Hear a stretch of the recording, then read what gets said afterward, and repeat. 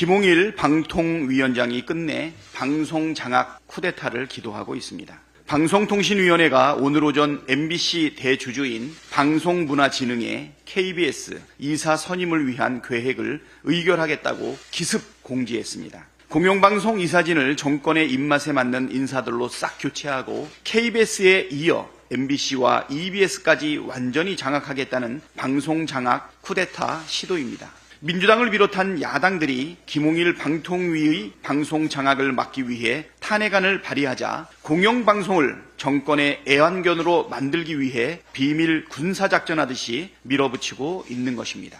강도가 한 집안을 쑥대밭 만들어 놓고 경찰이 출동하려 하니 아예 불까지 지르겠다고 나선 것과 뭐가 다릅니까? 민주주의 국가에서 일어날 수 없는 폭거입니다. 김홍일 체제의 방통위는 출발부터 자격 미달이었고 임기 내내 정권의 방송 장악 기도를 앞장서서 실행해 왔습니다. 특히 사법부에서 이미 두 차례나 위법성을 지적한 2인 체제로 YTN의 민영화 같은 중대한 정책 사항까지 강행 처리하는 무도함까지 보여줬습니다.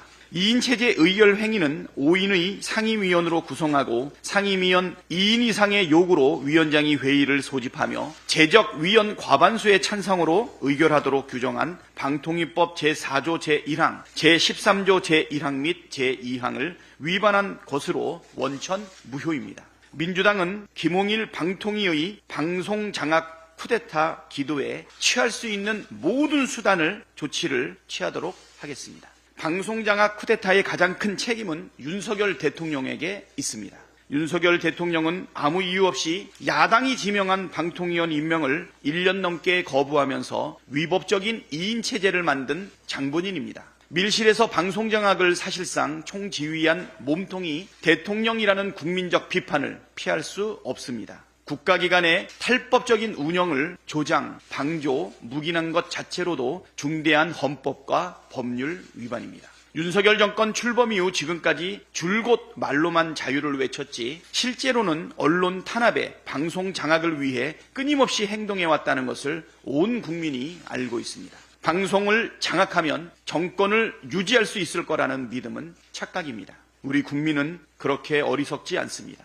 방송 장악을 한다 한들 모든 언론을 틀어막을 수 없고 국민의 눈과 귀를 막을 수도 없습니다. 해병대원 순직 사건 수사 외압에 직접 개입한 흔적과 정황들을 지울 수도 없을 뿐더러 김건희 여사가 관여한 것 아니냐는 의혹을 덮을 수도 없습니다. 오히려 성남 민심을 폭발시키는 기폭제가 될 것입니다. 윤석열 대통령 탄핵을 요구하는 국회 청원에 동의하신 국민이 35만 명을 훌쩍 넘은 것만 봐도 그 사실을 알 수 있습니다. 어제 하루 사이에만 15만 명이 청원에 동참했고 이 속도대로라면 조만간 100만 명을 넘길 것으로 예측됩니다. 김홍일 방통위의 불법적 방송 장악 쿠데타가 윤석열 정권에 대한 국민적 분노를 더 키우고 있습니다. 불행한 사태를 피하려면 즉시 김홍일 방통위원장을 파면하고 불법적인 방송 장악 쿠데타 시도를 중단하십시오. 우리 국민께서는 독재자를 결코 용인하지 않을 것이라는 점 똑똑하게 경고합니다. 국정운영을 극우 유튜버의 음모론에 의지해서야 되겠습니까? 윤석열 대통령이 미국 이태원 참사에 대한 이 사고가 특정 세력에 의해 유도되고 조작된 사건일 가능성도 배제할 수 없다고 말했다는 사실이 김진표 전 국회의장의 회고록을 통해 공개됐습니다. 사실이라면 매우 충격적입니다. 국민의 생명과 안전에 무한 책임을 져야 할 대통령이 극우 유튜버가 떠드는 아무 말 음모론에 경도되는 것도 모자라 사실로 굳게 믿고 국정운영을 하고 있었다는 것이기 때문입니다. 대통령실은 이 내용에 대해 부인하고 있지만 참사 이후 윤석열 대통령이 보인 비정상적인 행보를 보면 김진표 전 의장의 회고록의 내용이 사실일 가능성이 매우 높이 보입니다. 대통령실의 해명만 듣고 그냥 넘어가기 어렵습니다. 윤석열 대통령이 직접 입장을 밝혀야 합니다. 정말 그렇게 말했는지, 정말 그렇게 생각하고 있었는지 국민 앞에 분명하게 밝히길 바랍니다. 아울러 지금도 극우 유튜브 시청을 하고 있는지 명백히 밝히기를 바랍니다. 이상입니다. 다음으로 정청래 최고위원의 발언이 있겠습니다. 정권은 왜 망하는가? 정권이 망하는 이유. 이승만 정권은 3.15 부정선거로 이승만이 하야하고 정권이 망했습니다. 국민의 지지를 받지 못하는 정권이 무리하게 선거 부정을 통해 정권을 연장하려는 검은 속셈을 국민은 용납하지 않았습니다. 이승만 정권을 탄핵시킨 4.19 민주이념은 대한민국 헌법 정신이 되었고 불의한거한 민주주의 정신의 이정표가 되었습니다. 박정희 군부 독재 정권 또한 반민주적 정권이 등을 돌린 국민들의 반유신 정권 저항 운동을 긴급 조치 위반으로 공포 분위기를 조성하고 철권 통치를 하였으나 끝내 몰락했습니다. 관제 언론을 동원해 박정희를 우상화하고 경제 발전과 남북 대결 의식 반공 정책으로 국민들을 탄압하고 현혹했으나 끝내 실패했습니다. 박정희 1인 장기 집권 체계도 민심의 저항을 넘어서지 못했습니다. 5.18 광주 학살로 등장한 전두환 정권은 정권의 정통성 부재를 3S 정책으로 유혹하고 땡전 뉴스로 국민의 눈과 귀를 가리려 했으나 민주주의 압살과 인권 유린에 분노한 국민들의 저항으로 결국 6.29 선언을 할 수밖에 없었습니다.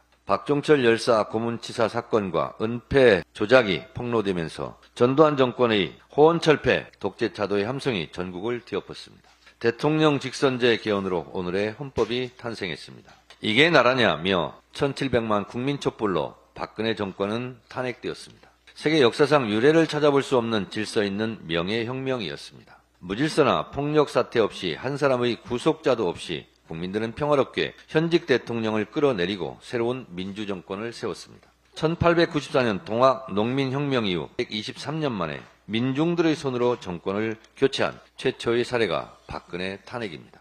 이승만, 박정희, 전두환, 박근혜 정권이 망한 이유는 각각 다를 수 있지만 결국 민심을 얻지 못하고 민심이 등을 돌리면 관제 언론을 통한 혹세 무민도 부당한 공권력에 의한 무도한 탄압도 정권 연장의 도구가 되지 못한다는 공통점이 있습니다.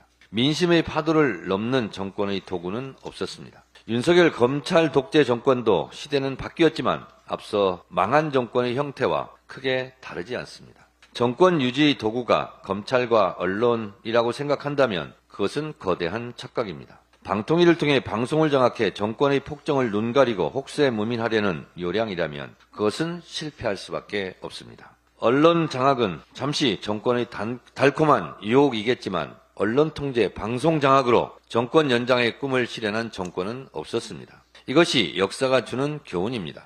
야 5당 공동으로 김홍일 방통위원장 탄핵안이 발의되었습니다. 지금 이 시각 방통위 사무실 앞에서 박문진 이사교체 꼼수를 시도하는 데 대해 항의 시위가 벌어지고 있습니다. 지금 대치 중이랍니다. 불법 편법으로 방통위가 유지될 수 없듯이 방송장악으로 정권이 유지될 수 없습니다. 방송장악으로 정권을 유지하려는 헛된 꿈을 깨시기 바랍니다. 윤석열 정권 방송장악의 꼼수로 정권을 유지할 망상을 버리고 그 시간에 민심을 얻을 노력을 하기 바랍니다. 민심은 정권을 만들기도 하지만 민심은 정권을 쫓아내기도 합니다. 민심을 얻지 못한 정권은 민심이 등을 돌린 정권은 여지없이 망했다는 사실을 직시하시기 바랍니다. 언론 통제, 방송 장악으로 정권을 유지할 수 없습니다. 민심의 경고를 경청하기 바랍니다. 정권은 짧고 국민은 영원합니다. 국민을 이기는 정권은 없었습니다. 다음으로 고민정 최고위원의 발언이 있겠습니다. 개처럼 뛰고 있다. 쿠팡 배송 전문 자회사에서 일하다 지난달 과로로 숨진 40대 택배 노동자가 업무 지시에 답했던 문자 메시지가 어제 공개됐습니다. 밤샘 근무를 하던 이 노동자는 주 6일 근무에 오후 8시 30분부터 다음날 오전 7시까지 하루 10시간 30분, 일주일 63시간을 일한 것으로 드러났습니다. 산재 판단 때 심야 노동의 경우 노동시간을 30% 할증하므로 산재 기준상 이 노동자는 일주일에 77시간을 일한 셈입니다. 이는 산재 인정 과로사 기준 주당 60시간을 훨씬 초과한 것입니다. 게다가 숨지기 50일 전에 물량이 급증해서 하루 평균 340여 개를 배송할 정도로 노동 강도 또한 가혹했다고 합니다. 이 노동자는 특수고용직 배송기사로 배송 건당 수수료를 받고 배송하는 간접고용 노동자입니다. 따라서 쿠팡 측은 본사 소속 근로자가 아니라 배송업체 소속 개인 사업자라며 책임을 회피하고 있습니다. 코로나 사태 이후 온라인 배달 플랫폼이 호황을 누리면서 쿠팡은 6개 분기 연속 흑자를 이어가고 있습니다. 그 이면에는 심야 새벽 배송에 시달리는 노동자들이 있고 과로사로 추정되는 사망 사건이 잇따르고 있습니다. 그런데도 쿠팡의 배송 전문 자회사인 쿠팡 CLS는 택배 노동자의 작업 시간을 주당 최대 60시간으로 하는 사회적 합의에 동참하지 않고 있습니다. 숨진 노동자의 아버지는 개같이 일하고 있다던 아들을 생각하면 가슴이 찢어진다며 인간을 인간답게 여기지 않는 기업의 횡포가 제 아들을 죽음으로 내몰았다고 호소했습니다. 어제 저는 발달장애인 가족들이 오체 투지하는 현장에 다녀왔습니다. 발달장애인들도 인간답게 살 수 있게 해달라는 절규였습니다. 이런 쿠팡 노동자의 절규와 또 발달장애 가족들의 절규 속에 최근 윤석열 대통령의 인구 국가 비상사태를 선언하는 장면이 겹쳤습니다. 마치 일그러진 세상을 보는 것 같습니다. 누구든 행복을 누리고 살고 싶은 세상을 만들어야 아이를 낳을 결심을 할 수도 있는 것 아니겠습니까?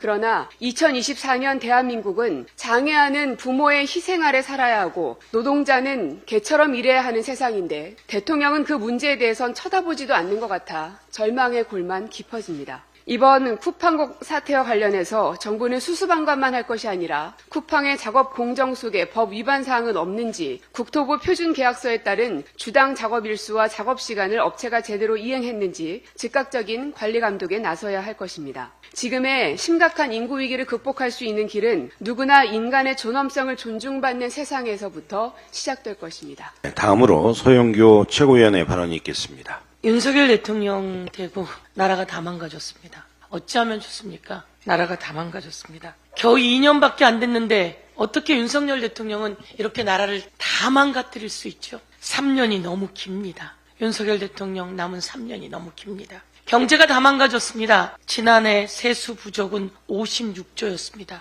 대한민국 역사상 그런 세수 부족이 없었습니다. 삼성 법인세는 올해 0원입니다. SK 법인세도 올해 0원입니다. 나라가 다 망가졌습니다. 자영업자 5명 중에 1명꼴로 폐업합니다. 코로나 때 1.5%로 대출받아 그래도 연명했던 자영업자들이 이제 돈을 갚아야 해서 카드론을 쓰려고 하니 이자가 17%입니다. 1.5%로 대출받았는데 이제 17%로 무슨 재주로 갚는단 말입니까? 그런데 더 많은 불법 이자가 횡행하고 있으니 이 또한 통탄할 일입니다. 하늘에서는 북한의 오물풍선이 날라오고 그리고 바다에서는 후쿠시마 오염수가 들어오고 있습니다.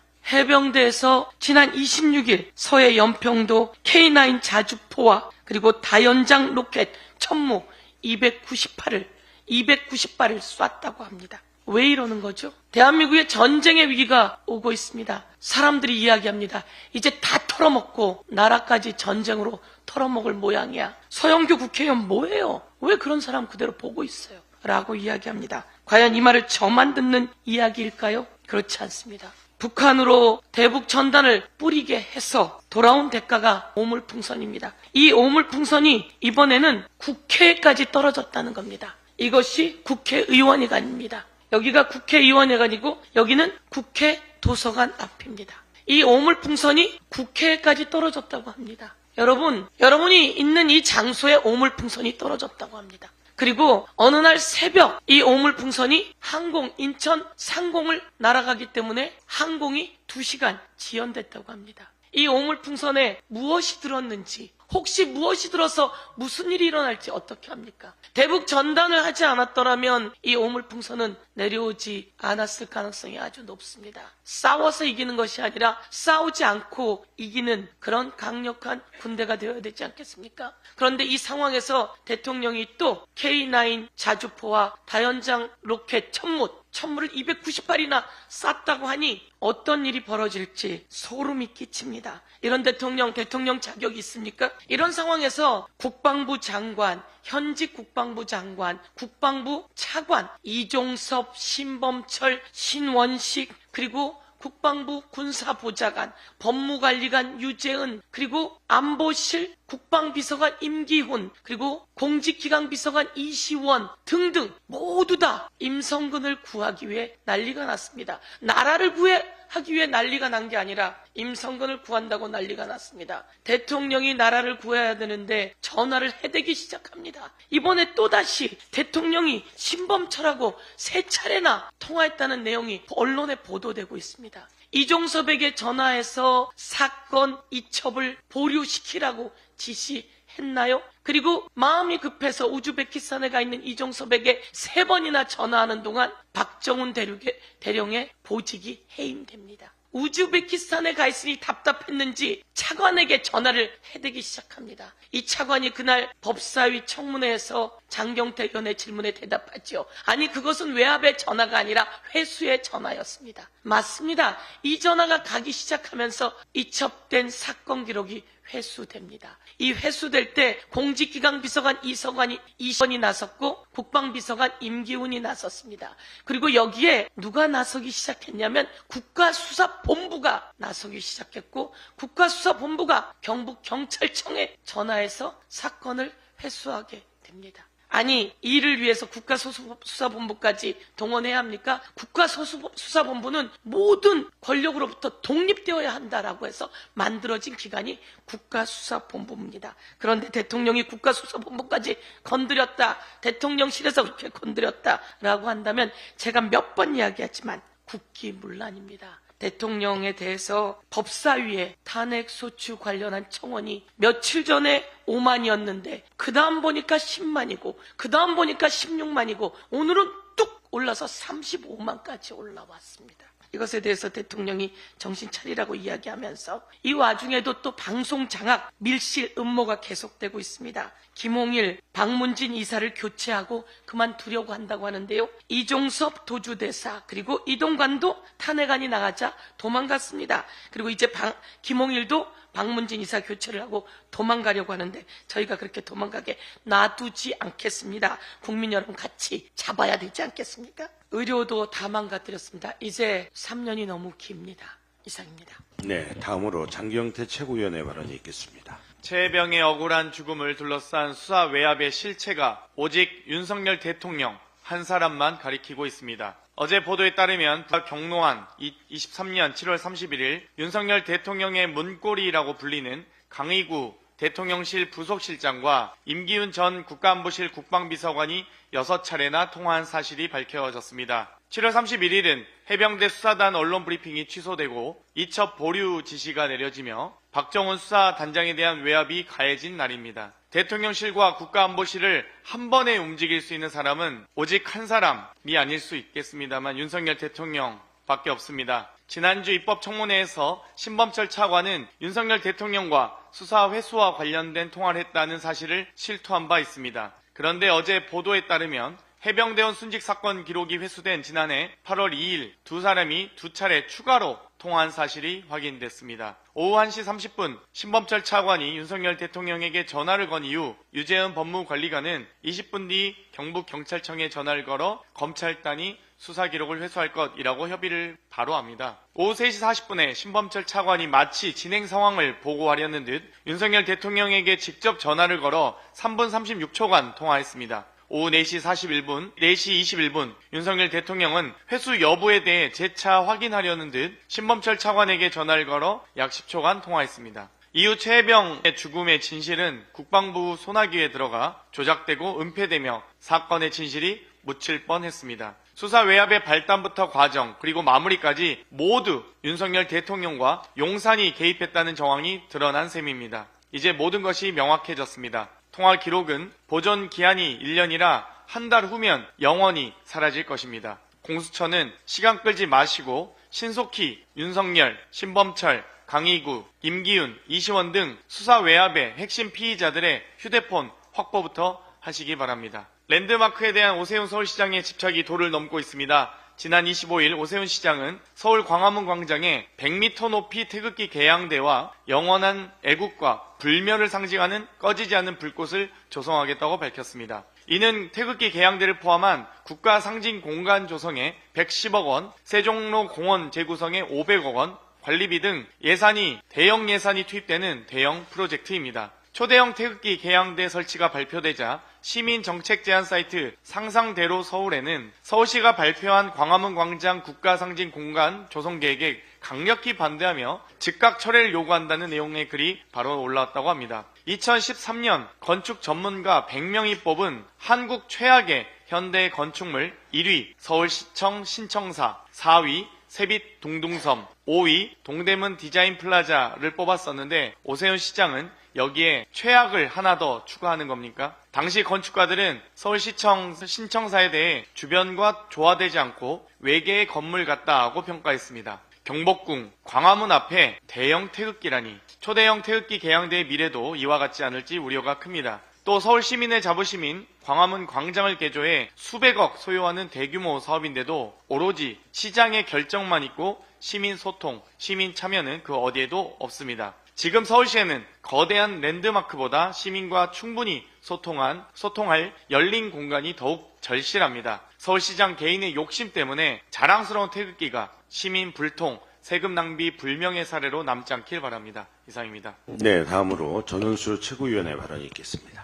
쿠팡의 배송 전문 자회사인 쿠팡 CLS에서 기사로 일하던 40대 노동자 정슬기 씨가 지난달 숨졌습니다. 정 씨의 사인은 심실세동, 심근경색으로 이런 뇌심혈관계 질환은 과로사 대표 증상입니다. 정 씨는 평소 오후 8시 30분에 남양주 캠프에 출근해 최대 다음 날 오전 7시까지 주 6일을 근무했다고 합니다. 주평균 노동시간은 63시간, 산업재해 판정 기준에 따라 야간 노동시간 30% 할증을 적용하면 주당 평균 노동시간은 77시간 24분으로 늘어납니다. 산재 인정 기준인 주 60시간을 보다 17시간이 넘친 장시간 노동이었습니다. 노동 강도 또한 심각했다고 합니다. 평소 하루 배송 물품량은 250개에서 340개로 급증했고 하루에 남양주 캠프와 배송진 중랑구를 3번씩이나 오가는 등 3회전 배송을 해왔다고 합니다. 여러분 생각해 보십시오. 저녁 8시 반, 다음날 새벽 1시 반, 새벽 3시 40분 정도에 캠프에 3번씩 입차해서 물품을 싣고 배송에 나갔던 것입니다. 원청인 쿠팡 CLS와 정슬기 씨가 나눈 카카오톡 대화 내용에서는 쿠팡 CLS에서 정 씨에게 다른 기사들의 업무를 도와달라, 빨리 넘어가달라, 심지어 달려달라는 등의 요구를 한 사실도 드러났습니다. 개처럼 뛰고 있긴 해요 라는 정 씨의 답변은 우리의 마음을 너무도 아프게 합니다. 우리가 정말 분노해야 할 개라는 표현이 여기에 있었습니다. 쿠팡 CLS와 택배 영업정이 맺은 계약서를 보면 새벽 배송을 당일 오전 7시까지 완료하는 것을 원칙으로 한다는 내용이 담겨 있고 이 조건을 지키지 못할 경우 계약 해지나 위탁 물량을 축소했다고 합니다. 부당한 계약서, 불공정한 근로 시스템이 한 사람을 죽음으로 내몰았고 지금 이 시간에도 많은 택배 기사들이 사지로 내몰리고 있습니다. 개인 사업자로 분류되어 근로기준법 보호를 전혀 받지 못하는 사각지대에 놓여있는 택배 기사들의 생명과 안전 보호를 위한 노동 시스템 개선이 시급합니다. 네, 다음으로 강민구 최고위원의 발언이 있겠습니다. 예, 강민구입니다. 윤석열 대통령의 지지율이 석 달째 20%에 머물고 있습니다. 그래서 급해지신 듯 합니다. TK 방문이 부쩍 늘었습니다.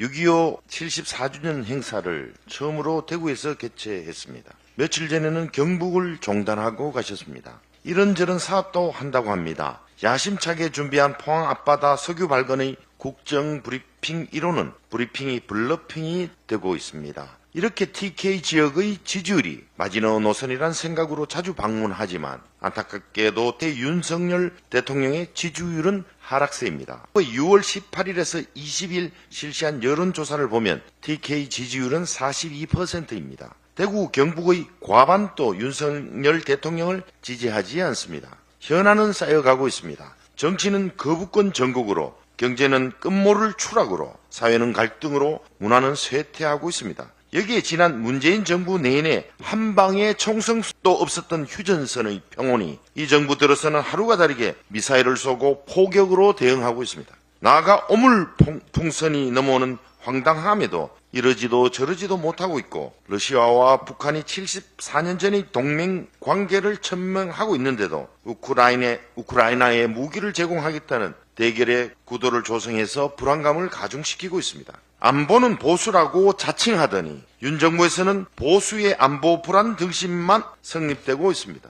총체적 난국입니다. 어떤 것을 바꿔야 할지, 어디서부터 바꿔야 할지, 어떻게 해야 할지도 모르는 모든 것이 불안하고 무너지고 있는 느낌입니다. 어떤 것이 공정이고 어떤 것이 상식인지 윤 대통령 본인도 모르는 듯 합니다. 이런데도 마이웨이만 외치는 대통령이기에 오직 하면 세간에서는 3년도 길다는 얘기가 나오겠습니까? 민주주의는 의제 제한, 숙려, 심의, 조정, 타협, 합의, 수용의 긴 절차와 과정이 있습니다. 그 긴 과정 안에서 처음의 미움과 불신, 증오와 갈등이 대화와 타협, 소통과 이해, 배려와 절제를 거치며 서로에게 선한 관계로 다갔습니다. 세상의 어떤 제도도 완화할 수 없고 이견이 있을 수밖에 없으며 갈등은 존재합니다. 그래서 대화하고 타협하는 것이 정치의 본질이며 제도입니다. 이제라도 국정기조의 대전환을 통해 통치가 아닌 정치를 해야 합니다. 그것이 남은 3년 국민에게 봉사하는 길입니다.